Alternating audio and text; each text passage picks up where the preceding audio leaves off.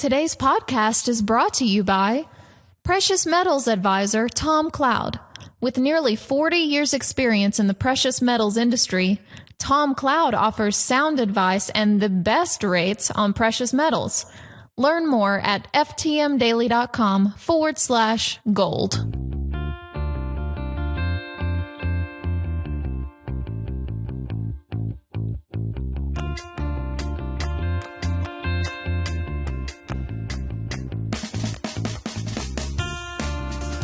Friends, welcome to the Tuesday edition of Follow the Money Daily, a daily podcast dedicated to your personal, spiritual, and financial freedom. Heard right here every single weekday on ftmdaily.com. That stands for followthemoneydaily.com. You can also find us just by typing in followthemoney.com. I think I told you some time ago we bought that domain finally. It was a long time coming. We've been trying to buy followthemoney.com for a long time, and we finally got it. So nothing really there right now. If you just type it in, it takes you right to our website. But we plan on doing something with that website later on down the road. As you may know, my name is Jerry Robinson. I'm the author of the book Bankruptcy of Our Nation. I'm the publisher here at FTM Daily, and I'm joined on today's broadcast, as always, by my lovely wife and national director of the Christian Financial Advisor Network, Jennifer. How are you doing today? Good, Jerry. Today we're going to talk about a topic that we don't normally cover, the IRS. It's a topic that is, it pulls some kind of emotion out of everybody because we all have to deal with it. So, but explosive stuff happening with the IRS scandal that is just unexplainable. It is, and unfortunately, there is a political aspect to it in addition to there being just a real straight up right and wrong, immorality kind of issue with it. And that's kind of clouded it. The IRS, it really stewards the federal income tax, and the federal income tax was created in 1913. That is the same year that the Federal Reserve was created. And in fact, it came before. And that's very important for people who are looking back in history to understand that the federal income tax preceded the Federal Reserve. And the reason is because that's how these banksters get paid. They want a guarantee from the government that the government can reach into the pockets of the citizenry, pull money out, and give it to them in the event that they need to. Remember, bankers want collateral. That's how bankers work. And so if you're a bank, if you're a local bank, a community bank, and you're loaning to, Joe Blow down the street, you're going to want a piece of collateral. But if you're loaning money to the United States government or any major government, you want some sort of collateral as well. And the government just saying, hey, we're the government is not enough. You actually have to demonstrate some sort of ability to reach into the pockets of the citizenry and extract money. And that calms the bankers down, and it lets them know that, okay, you can pay for all of this, and so it increases their confidence. Well, the IRS stewards this income tax, which was created in 1913, and they're under major fire right now, as you've probably been seeing if you've been watching the news at all. Now, we have not brought this up because of the political aspect of it. However, we're bringing it on the program today because I want to make some comments. Plus, I want to provide a solution. Why sit around and complain about it if we don't really have some sort of solution? And the truth of the matter is that the current mess at the IRS right now is threatening to give that institution more power. Okay, that's really what's going to happen here, because what's at stake? If you have no clue what's happening with the IRS, you can do a whole lot of research and Google it, and you can just type in IRS scandal and you'll find tons of stuff. But in essence, there is a charge that Tea Party organizations were targeted by the Obama IRS. In particular, a lady by the name of Lois Lerner. Her emails the Republicans are trying to find a connection between Lois Lerner and the White House, in essence, is what they're trying to find. And they want her emails. And the IRS commissioner has now been before Congress multiple times and has given them story after story after story, and many of them proving to be false. And here, I'm going to play you a clip of Representative Paul Ryan confronting the IRS Commissioner, John Koskinen, and in essence scolds him as to why he cannot produce these emails that are in question. Roll the tape. You are the Internal Revenue Service. You can reach into the lives of hardworking taxpayers, and with a phone call, an email, or a letter, you can turn their lives upside down. You ask taxpayers to hang on to 7 years of their personal tax information in case they're ever audited, and you can't keep 6 months worth of employee emails? That was obviously a heated exchange between Representative Paul Ryan from Wisconsin and the IRS Commissioner, who has been taking it quite a bit in the jaw by many of these Republican congressmen who are angry and they're upset. Obviously, they have constituencies back home that they want to please. But I tell you what, let's just talk about this. Whether or not the IRS targeted conservative groups or not, whether they targeted liberal groups or not, really is not of any concern, really, when you think about it. In many ways, that's really just a sideshow. Did they target this kind of group? Did they target that kind of group? The fact is, they more than likely targeted a people group. And therefore, that in and of itself is wrong. It doesn't matter who they targeted. It doesn't matter who they targeted. If they're reaching in and disturbing people's lives and using their power and their advantage over people to have their way and to promote their agenda, that's wrong. It doesn't matter who they're targeting.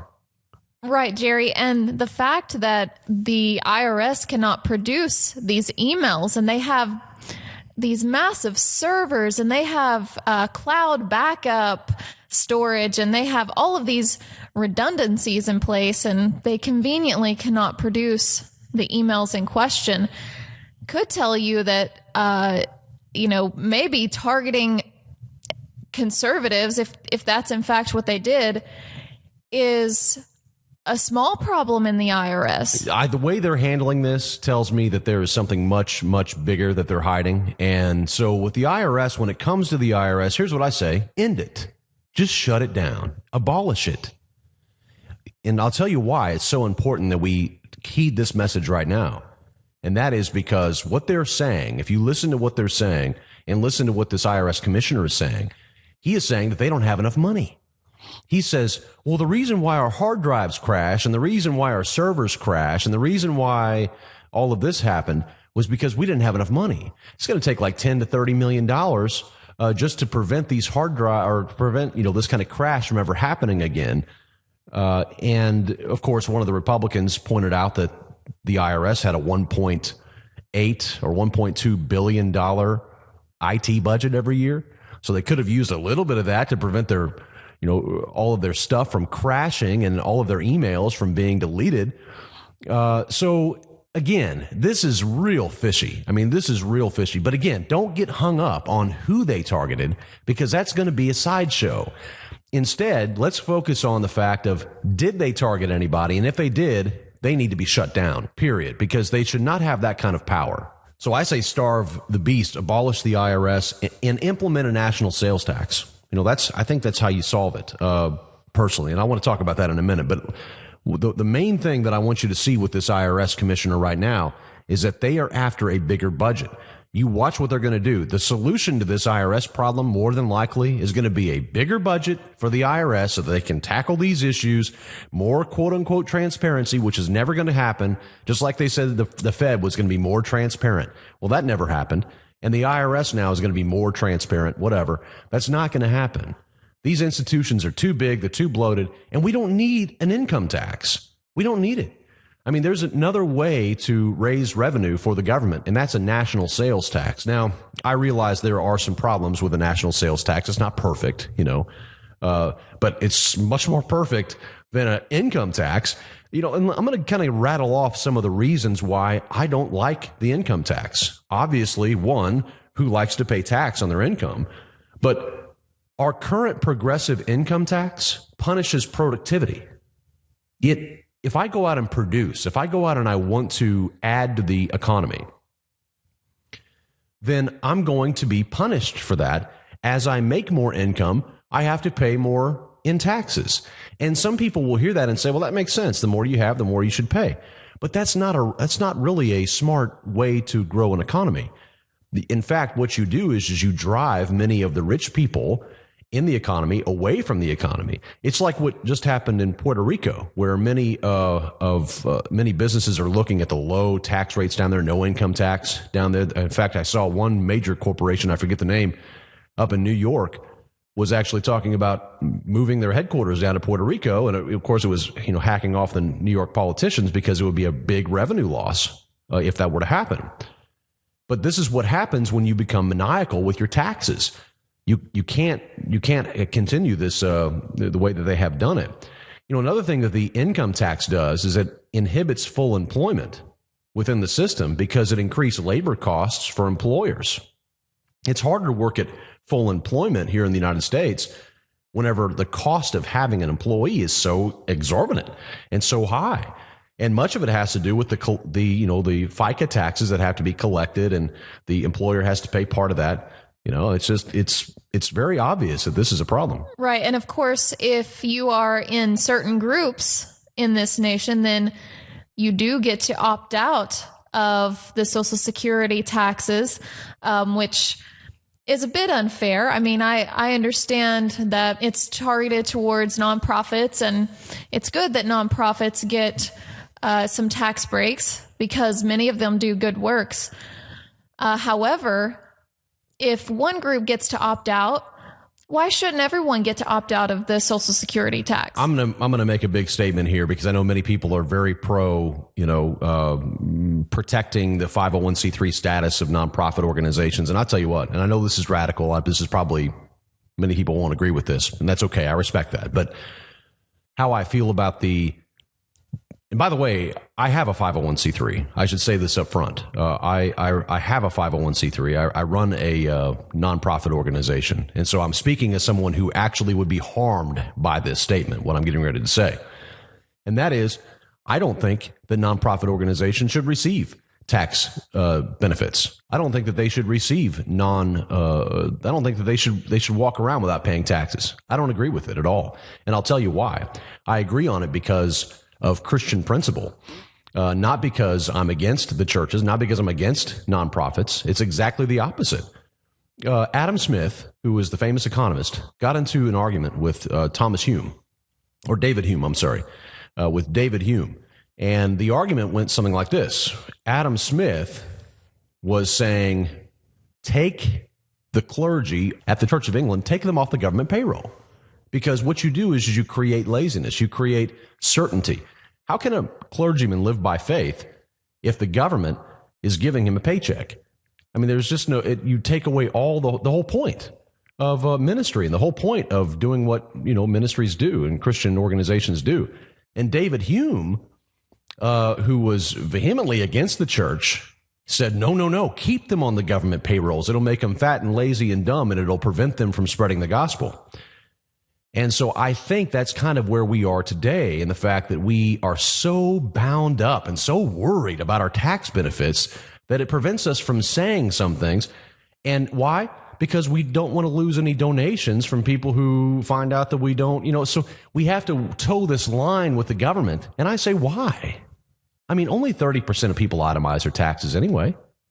So 70% of the people who give at church or give to a nonprofit are never going to write it off, because they don't itemize. You have to itemize to do that. Now, I'm certainly no tax expert, but that's a fact. I mean, that's an absolute fact. Now, I know some people would disagree, and you probably have good reasons to disagree, and I'd love to hear them. You can always leave a comment here below on this page here at FTM Daily, or you can always shoot us an email. I'd love to hear your feedback on that, but I don't believe that these nonprofit organizations should have all of these tax benefits, not because I don't want them to have them, but because of what they create. Well, Jerry, I think one argument might be that perhaps not all 501c3s are religious in nature, that some nonprofits operate charities, or they operate. I'm okay with that. I don't mind. If they're running like a dog shelter or something, I don't care. I'm talking about the Christian organizations, the ones who have something at stake, the ones who say that the government is trying to prevent them from saying something, well, I got an answer for you. Pull out the scissors and cut it. Cut the umbilical cord to the government and say what you want.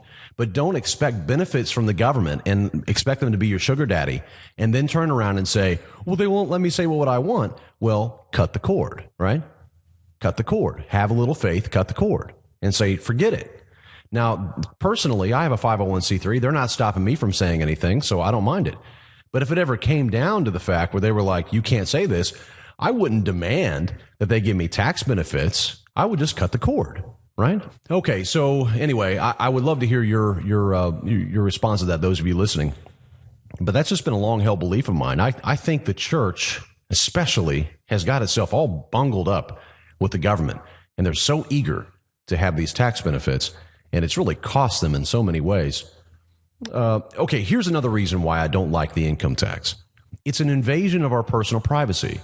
It makes it impossible to conceal our personal financial information from a bankrupt and cash-starved U.S. government. And that's really important because underneath the income tax, the federal government knows every single detail of all of your major financial transactions. They see it all. It's totally transparent for them. Right, so they can see into your life. So they know where all the money is, and they know where to go if they need to get the money. And that's not a good thing, especially when the bankers are the ones who want the money. So it's just not a good thing. Okay, number 4, the current U.S. tax code is 73,000 pages long. Okay, that's absurd. It's longer than the Bible. I think they've had different facts about how it could, you laid it page to page, it would stretch around the world so many times or whatever.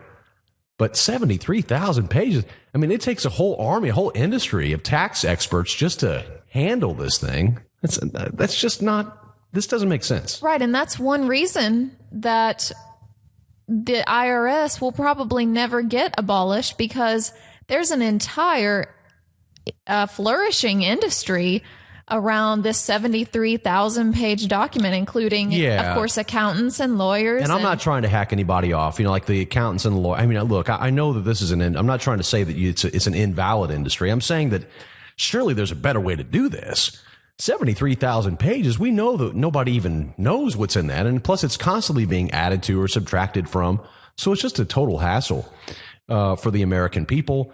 And I really doubt that anybody up in Washington even knows what the whole thing says. So right. And what wasn't the income tax originally a voluntary system? Well, and they still kind of tout it as that, but everyone knows it's not voluntary. No, just don't pay your taxes a couple of years and then brag about it, somewhere publicly, and you'll find out real quickly if it's voluntary or not. It cracks me up when I see guys on YouTube or whatever. I've seen a few of these where people get on and they brag about not paying their taxes. If you're one of those guys listening to our program and you don't pay your taxes, don't brag about it, all right? Don't go out and tell people about it. I mean, it's one thing to be dumb, but to be dumb and dumber is just absolutely crazy. So don't do it. Look, you got to pay your taxes. And I'm not advocating that I would never advocate that anybody not pay their taxes. However, I think that we need to question the taxing authority and question whether this whole thing is legit. The income tax, as you point out, is involuntary.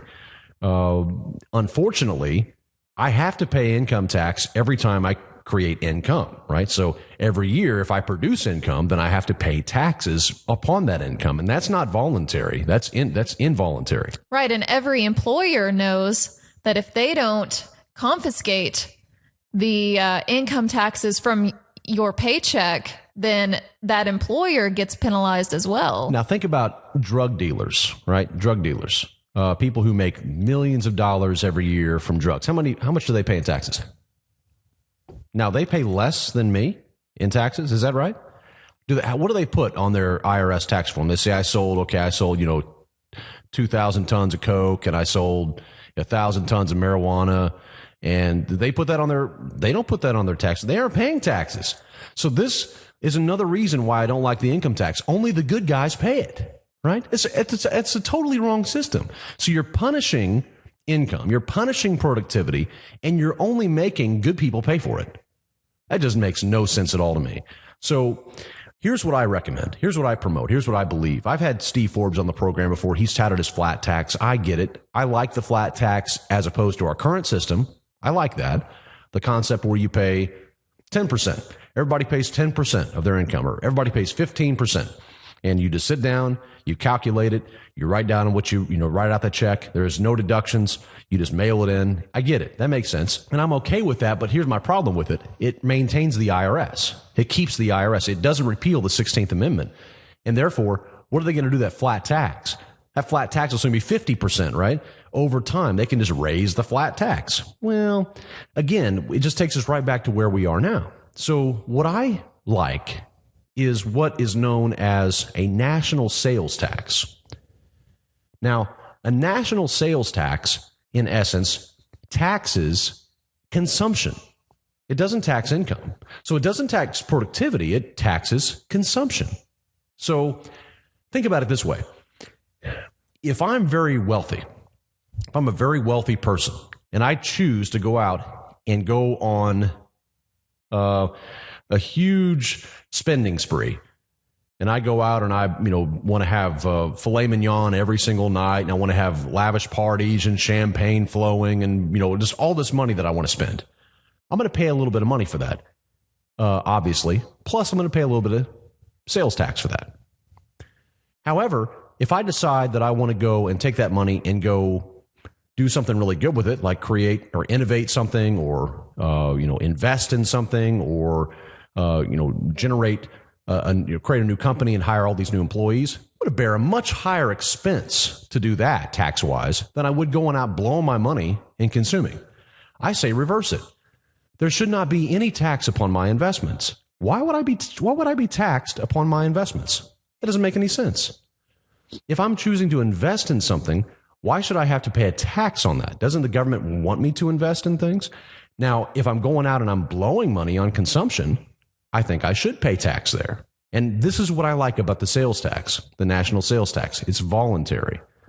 If I choose not to go out and blow my money on consuming a bunch of stuff, then I don't pay taxes.